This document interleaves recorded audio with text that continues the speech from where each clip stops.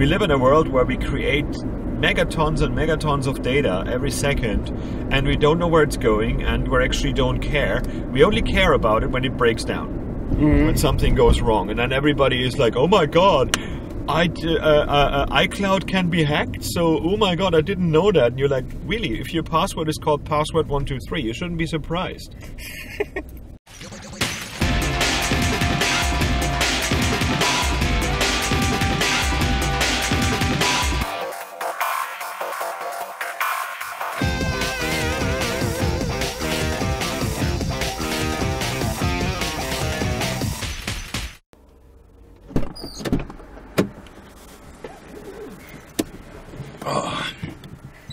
Hi, Chris. Hello. How are you? I'm good. It's very early in the morning, just before the conference. Yeah. I just figured out the shower heads and everything, how that worked out, and we talked about the UX of showers already. Yeah. So I mean, yeah, it's always fascinating how we're knowing how to program things, but when it comes to different levers and buttons, we're always like, what the hell is going on here? It's trickier than we thought it would be, but yeah, works out in the end. And it's quite a good idiom for software development, because a lot of these things get extended. They were just normal tap going into the bath, and then the shower head came extra, and then the extra shower head came on. Yeah. And then it became the same way we had only cold water and then hot water. That's why in England we always have two taps. Yeah. Because they're different water pipes, that one of them is heated and the other one isn't. Which is then you burn your hand, then you heat it again, and then you burn it and then you heat it again. Which is like installing this library and using it, burning yourself with it, uninstalling it, using the next library kind of thing. Yeah, I use that metaphor for why TDD makes sense, because when you are doing TDD, when you write the test, then you are actually thinking with the head of the user and not with the head of the implementer. Yeah. And that happens with the taps, right? When you are thinking with the head of the mechanic that creates this, he says, okay, I have a pipe for hot water and a pipe for cold water. I just want to be able to close each of them, right? Yeah, and also a preset thing. Like, I mean, does it start from the hot? Does it start from the cold? Yeah. Like, that some people want to start from the hot, other people want to get into the hot, so you're always like wondering. And then there's always the granularity as well. Like, you're like, okay, I just do one little notch and out of a sudden I'm burned. Yeah.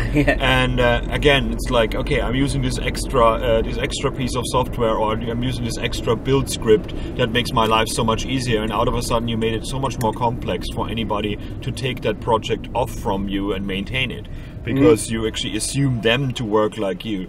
It's a great example. TDD is like, the people who write the code should probably not the people writing the tests. No, I'm actually not convinced about that. I really think that just by making you write the test first is enough to get you in the mindset that this is going to be used by someone. But to have a proper, I mean, we're lazy as developers. We would never write the tests that break our things. Whereas like a good QA person is there to actually challenge you and to come up with the solutions or come up with the edge cases that you never thought of. It's like, it's the old joke where it's like a QA engineer goes into a bar, orders a beer, orders 5 beer, orders minus 10 beers, orders a lizard. Because this is what QA people should do. Like things should be tested for breakage, not only for like, okay, all my tests are working, great, I've done TDD. Whereas like, that's not the way to do these kind of things. The same way when we talk about like, we're both going to talk about deep learning and artificial intelligence at this event. It's like a lot of people just take a minor set of data and then are very excited how fast their model learns. And because the data coming in is already so clean that you don't need to think about it, and you don't need to go through many iterations to get good results, and that doesn't help anybody in the long run. Yeah, that's true. And what is your talk going to be about? I'm talking about how we have all these different APIs available to us that are deep learning APIs, and not only get the outcome of them, but also allow our own data to go in them and do the training with a graphical interface, these kind of things. So instead of people thinking that machine learning has to be something that you have to learn from scratch, a lot of the information that we have is available as very simple to use APIs, and we should use them to build more human, cleverer interfaces. You know, allow humans to do human things, to use our things, and not know the right keywords to do a search, for example. A search should allow for natural language processing to allow you to write a full sentence in there, and the search should do the clever things in the background using an API like that. So my main point about this is that right now machine learning is the big thing, and everybody talks about like how only a few companies have the power over it. We should bring it back to the normal thing, to the normal interfaces that people use day to day. Our day-to-day usage interfaces are not intelligent at the moment, and most of the time it's because people think it's too hard to do it, and it's not. It's actually REST APIs giving you the extra information that you need, and we should embellish our interfaces that way rather than having to. People having to use machines or use a certain closed environment just to get that functionality. Case in point, everybody talks about Siri and Cortana and chatbots, and these are great things, but they should not be the only ones that allow for natural language processing. These are the hardcore interfaces that actually get kind of boring after a while. I know everybody used Siri when it came out, but most of the time I see people using Siri, it says like set an alarm for 10 minutes. Yeah. This is what they're using it for. That's exactly what I do. And my main point about it is that the babies are the bathwater with everything that we're doing right now, because for 10, 12 years we have these phones that spied on us, that did recordings of us, that every photo that we uploaded somewhere on the cloud got analyzed, went through a deep learning algorithm, and something got done with it. But we don't have access to that information. Now for us as developers, it should be the right time to demand access to that information. So not only a few people making up a story about you from your data, but people getting insight of what data was gathered and what kind of information comes out of it. People complain that ads are not working because they're getting ads shown that don't work for them. So getting insight of what an ad network thinks that I am would help with that. You know, I mean, I don't mind ads as long as they don't spy on me, and as long as they don't actually download or mine Bitcoin on my machine.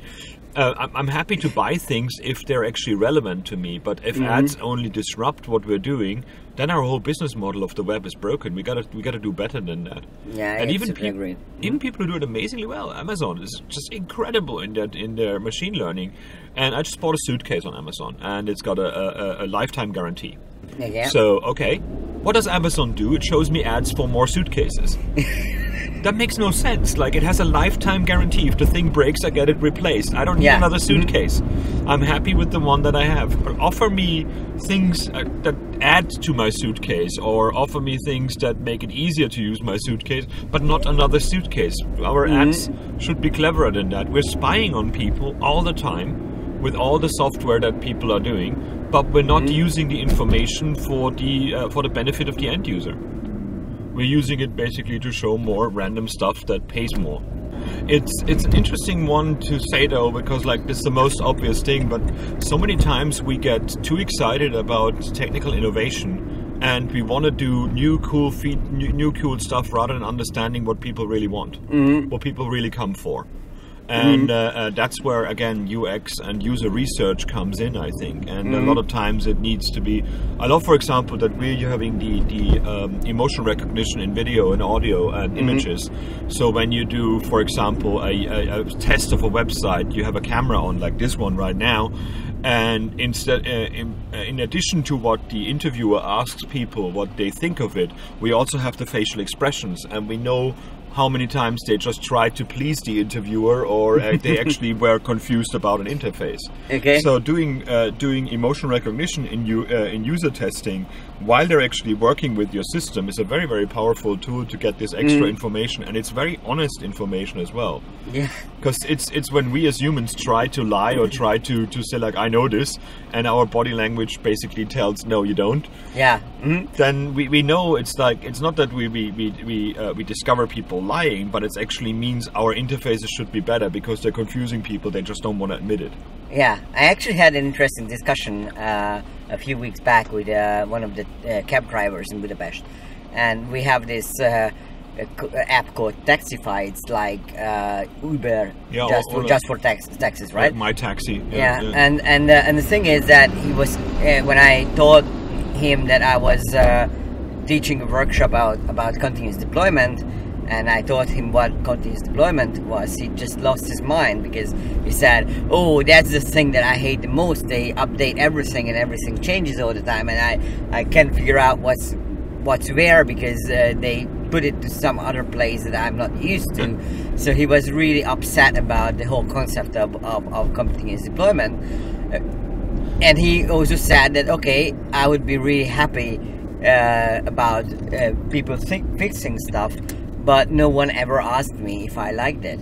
Yes. And that's actually true in some cases. But the thing is that if you ask people if they like things, they just say yes most of the time because they want to be polite.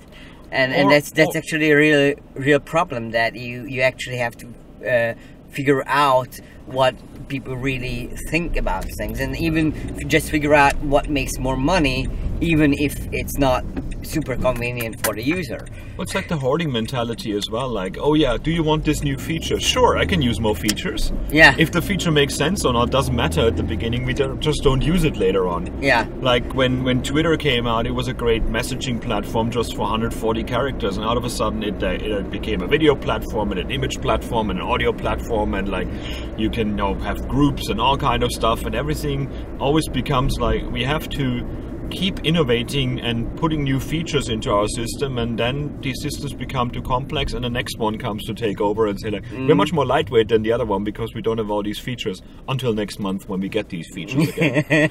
And that's where machine learning can come in quite nicely, because it can do a lot of these things in the background for you.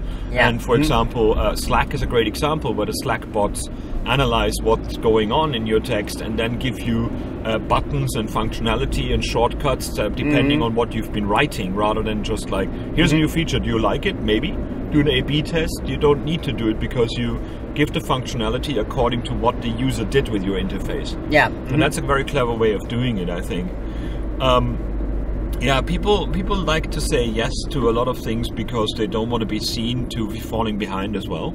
Yeah. And I think the biggest problem when he said he hates things being up to date all the time, like in terms of security, we have to be up to date all the time. Yeah.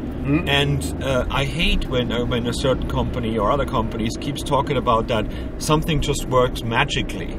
I think it's dangerous the way we've separated ourselves from our computers and from the things that we're using. We're not even expecting to be able to repair them anymore or know what's going on in them. Yeah, that's something that we actually discussed last night over a beer. Yeah. That whenever something breaks in your laptop or your phone, you just end up being with a replacement eventually, because they don't even try fixing it anymore. Well, even worse, people don't question things. I mean, if I said that in a talk before, if 10 years ago I would have come to you and said like, hey, can I put a microphone in your house that records everything that's going on? You'd be saying no. And then I would say like, yeah, what if it tells you the weather? Okay, cool, then put the microphone in my house.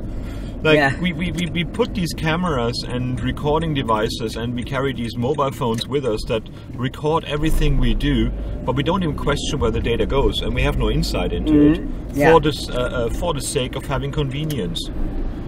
And I have no Alexa at home. I'm hardly using the voice recognition on that thing, because if I want to know the weather, it's not that hard to type in weather.com.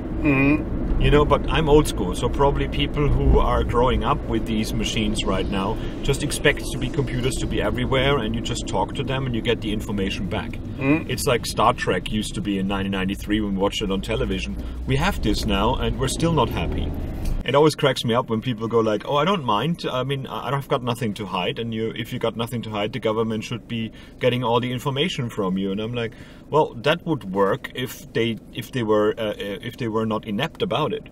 You know, if I'm worried about bits of my information being put together in the wrong way and then making up a horrible story that I have to defend myself against. Yeah, that's what I'm worried about. I'm not worried about people having all the information and knowing what to do with it.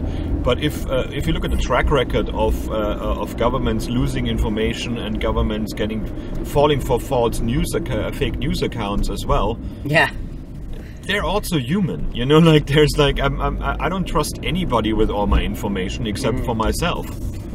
Yeah, but and even myself I don't trust. Yeah, but that comes down to the fact that right now we are highly connected, right? So it's not like a few dozen people knowing about your stuff anymore. It's about the whole world knowing about your stuff. And then when you have the whole world, it gets really difficult to go after the people who are hurting you, right? It was interesting when when I talked to him about security at NDC. It's like his whole idea, and I'm agreeing with it, is like we have to teach people not to give away privacy for free. We actually the out of the box interaction of people is like, I put everything on the web and people do something with it.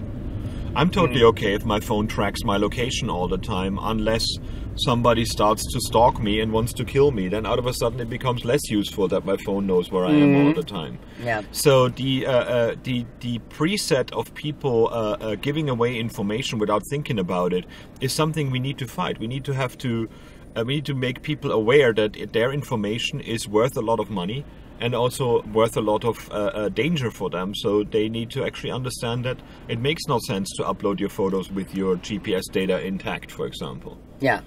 So there's a big problem that no matter what we do in security, people are happily giving things away. You don't even have to crack or do social engineering nowadays. People do it for free anyways, as long as you say, hey, our app is free if you give us all the data. Yeah. But that's actually really hard, because even if you try to be responsible yourself and tell the user, hey, I'm going to use your data. This is the data I'm going to take from you, and you have to be conscious about that.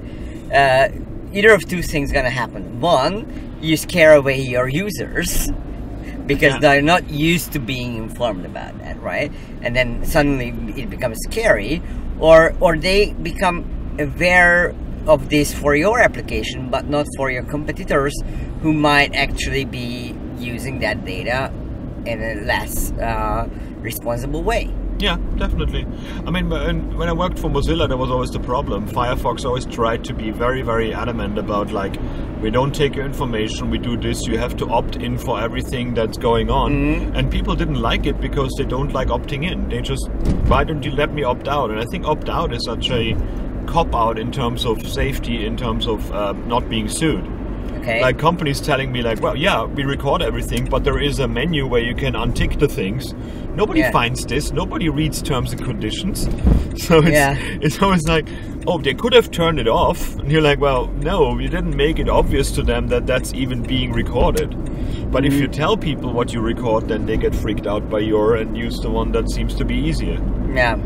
So it's a real issue that we live in a world where we create megatons and megatons of data every second, and we don't know where it's going, and we actually don't care. We only care about it when it breaks down, when something goes wrong, and then everybody is like, oh my god, iCloud can be hacked, so oh my god, I didn't know that. And you're like, really? If your password is called password123, you shouldn't be surprised.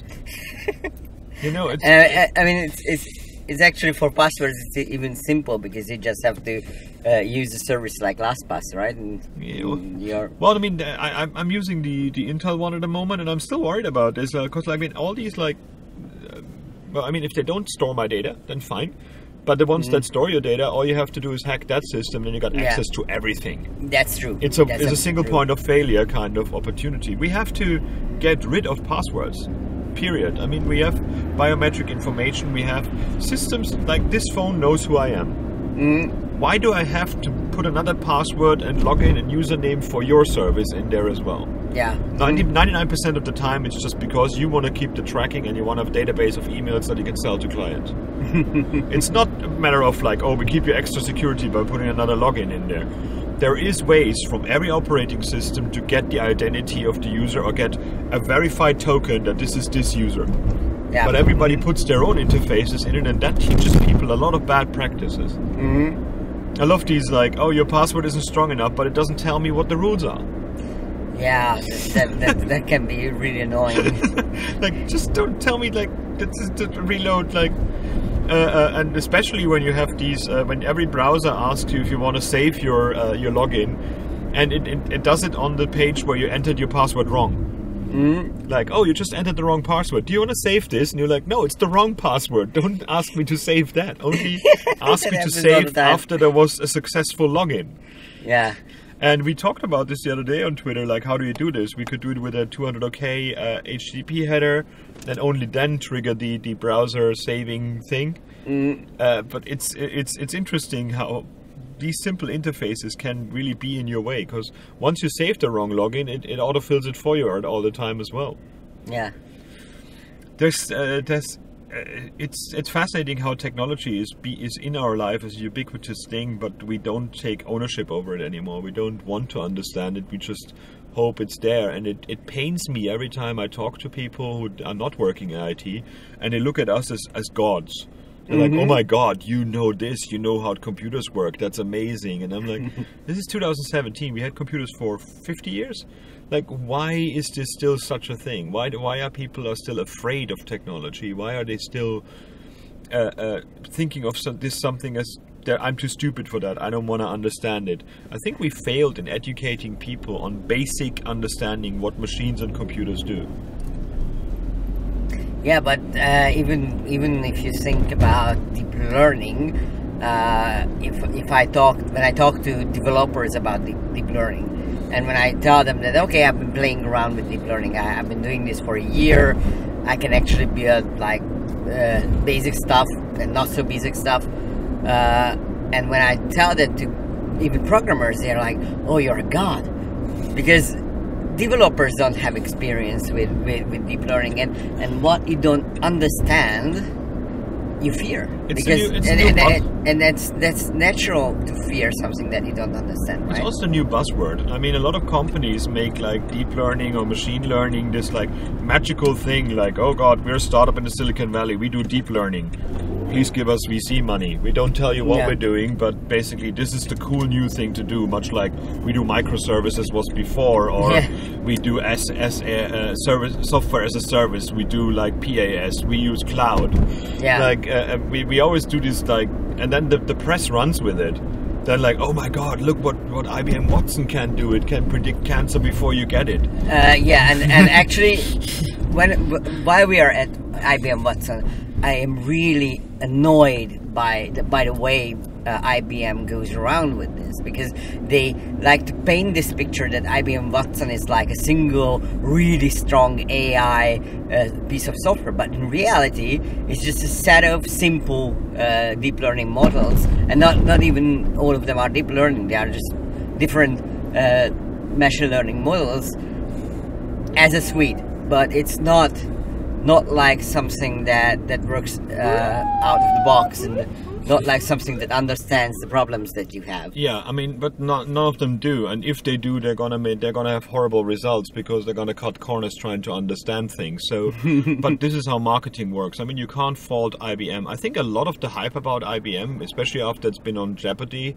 was also not their making. That's the same thing when we in Microsoft do something and the press praises us over the moon about what we're doing, and we're sitting like, no, that we don't do that at all. This is not. I mean, you've probably been in project management meetings where your project manager promised the client everything when you were sitting next to it, and you're like, we don't do that. I don't even know what that is. No, we don't do anti-gravity belts in PHP. But I think they were the first ones to go big on the marketing front about it, and that's why a lot of people think like Watson is this like all thinking computer or robot thing out there that makes everything automatically.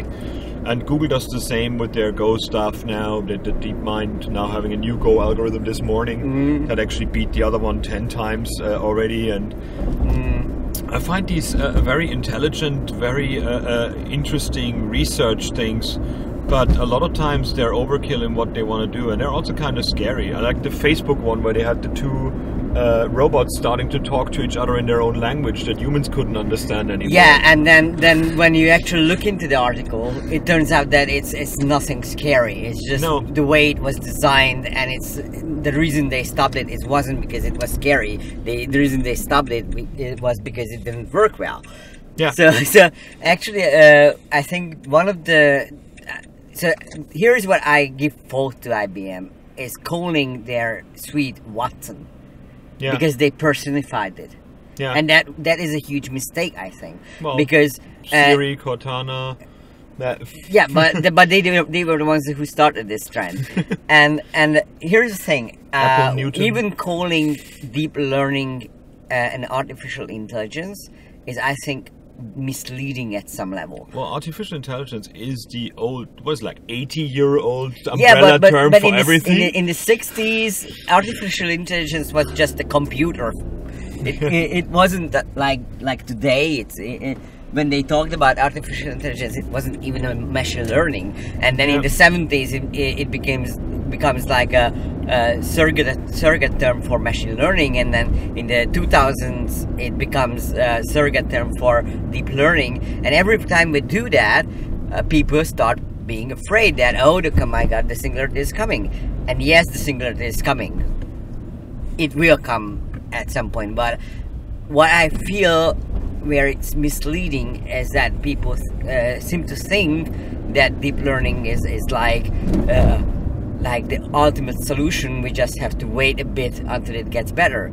But in reality, deep learning is all about giving a model to a system, and then that system can figure out how to use that model to solve a problem.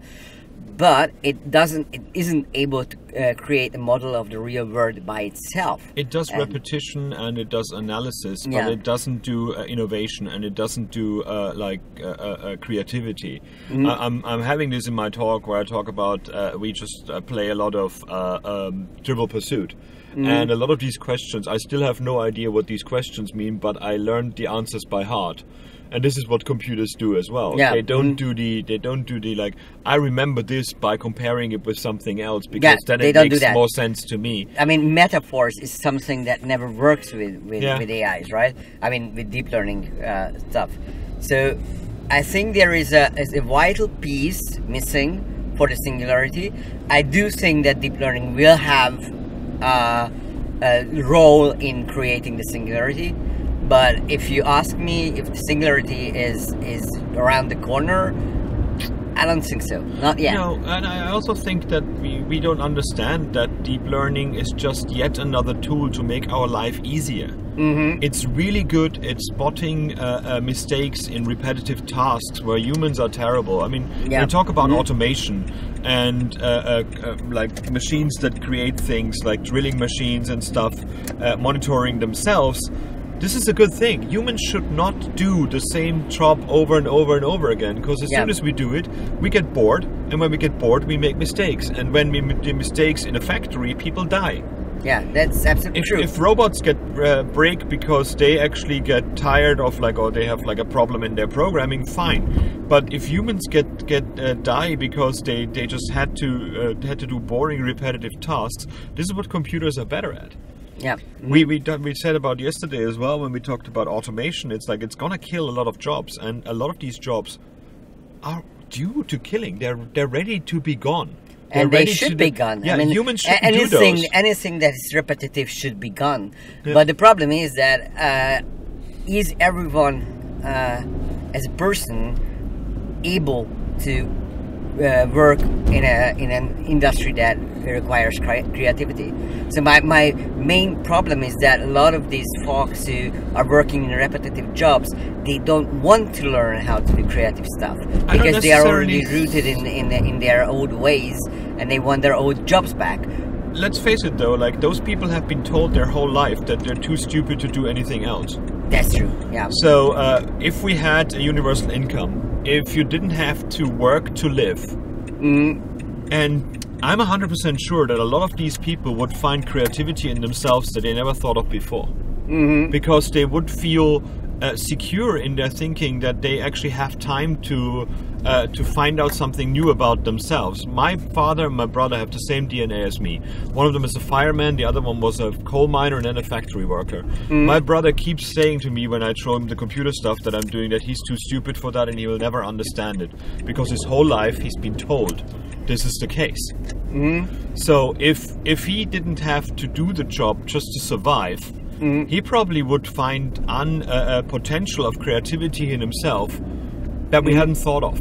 And this is where the new jobs that we need to create by 2020 will come from that by giving people the freedom to innovate and giving people the freedom to think about themselves as something more than just somebody who does a stupid task that a computer can do better. Yeah. But that means that we, as the people who employ other people and governments, have to stop being greedy. The money we can save... have to stop being greedy, and we have to understand that the capitalist model is due to break down because of the new technologies. Well, not even that. I mean, 1% of the money is 90% of the money is in 1% of the population. Yeah, that already shows that's a broken system. Yeah, and part of the reason that happens is because we have all this technology that enables you to just concentrate all the wealth in one point by just making things more effective at large scale, right? So whenever someone becomes a tiny bit bigger fish than everyone else, then they have this economy of scale that is beyond imagination. This is unprecedented in history to have that kind of economy of scale that we have today, also especially with technology. The necessity isn't there. The amount of people that have more money than they would ever need in their life. It's like, I mean, the Markov pyramid has been fulfilled. You don't need more. You can start sharing, you can start giving things away. And I mean, I do it not with money because I'm not rich, but I do it with everything I do. Everything I do is open source, everything I write is Creative Commons. People can do whatever they want with it and take it away and run with it and learn from it. And I do it because of selfish reasons, because if I get hit by a bus tomorrow, my intellectual efforts live on. Yeah. Because somebody else takes them away from me and does something else with it. It was very interesting. I just saw this talk about the death of Flash gaming, and it was very insightful for me as an open source web guy that like the Flash community from the very beginning was all about like sharing and working with each other and doing creative things together, but it was always defined as making money as well. Yeah. And that's not a bad thing. That's actually a very sensible thing to think about. Far too many things we do on the web are free because something horrible happens to our users with ads and being tracked and all these kind of things there. So that it's a dirty thing to think you should make money with what you're doing is a very big failure of our market right now. We believed in the 2000 with the first .com boom that free money comes from everywhere as soon as you write software. This is not the case. It's like we have to understand that we're burning somebody else's money and we're not bringing it back to the community.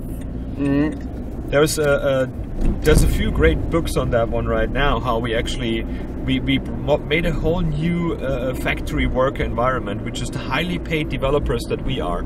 We should be happy, but we're not, because we're not appreciated for what we do. We're just appreciated for what we release and other people do it. Like 90% of the money in IT companies goes to the CEO and the rest gets distributed more or less evenly. Yeah. And this is not right either. This is not the way this should work. It's not really just the CEO, right? Because the CEO is also getting paid some amount of money, but he also owns the company and controls that wealth. Yeah. I mean, it depends on the right person. But in terms of like in VC funded companies, that's a given that the money should go only to the upper management, and the developers are basically you can remove them nilly-willy every month and nothing would change. We always try to say like, oh, at conferences we give these talks about like how to make sure your code lives for the next 50 years. Nobody wants this any longer. Nobody cares about that anymore. It's just like who's the first to market is the one that wins. And that's a very, very dangerous and unmaintainable way we're working right now. This is and that's how security holes happen. That's now unmaintainable systems. That's how people put their efforts in creating a nice profile and maintaining it and uploading lots of pictures and tagging them, and then the company goes bust and all their stuff gets away, and like, well, it was free. What did you think? You have the right to keep your stuff? Yeah, there was I don't remember where this quote came from, but someone said that it's kind of sad that the smartest people in our generation are just working on making people click on certain links. right? Because everything that we do as web developers, or most of it, comes down to making the user click on an advert. I think that's also outdated. I mean, the really scary thing is the people that do these social algorithm and also deep learning algorithms on people's data that keep people using the system no matter what. Yeah. Like we only live on numbers, like how many updates were in that thing, how many interactions did you do. There's kids that actually in Snapchat, they have to keep a cadence up. They have to do like 50 snaps a day or something to get another badge. And when they go on holiday, they give their Snapchat login to friends of theirs, so they keep their Snapchat alive while they're gone. Oh, good. This is like a Tamagotchi, but with ads. Yeah. This is terrible. This is like we become a slave to the updates, and we become, and that's why depression is on the rise and these things as well, because people make up a social persona, an online persona that doesn't exist, but then they actually get depressed because their real life is not as great as the life that they made up of themselves online. Yeah. I gave a TED talk about this 2 years ago in Linz. About like how make social media social again, and it's this rat race that you have to get out of. Like people make themselves look much better online than they are, and then they get depressed because they're not that person that they just invented. And they get depressed because they think that the other people are the people they show themselves to. Okay, yeah, because everybody's just faking to each other. Yeah, and when you try to live up to the standard that was set by someone faking something better than they actually have, that's kind of difficult, right? Yeah, but the whole system is rigged that way because it's all about constant updates and constant new features, and that's kind of sad. And the great thing, I mean, I saw the keynote. I saw them rehearsing the keynote yesterday. There's gonna be percussion using computers now, so they're gonna play on like monitors and keyboards and stuff. So this is gonna be good now. Yeah, I'm looking forward to that. Okay, well, thank you for being here. I really enjoyed the discussion. You're welcome. Okay, goodbye. See you soon. See you. Thank you for watching this episode. I hope it earned your subscription. But while you're here, let me show you something. The people behind me are playing a game called Lean Poker. It's a fun and exciting way to learn how you can deliver value much faster than you have ever imagined. It's exciting. The link is in the description. Check it out if you want to support this channel.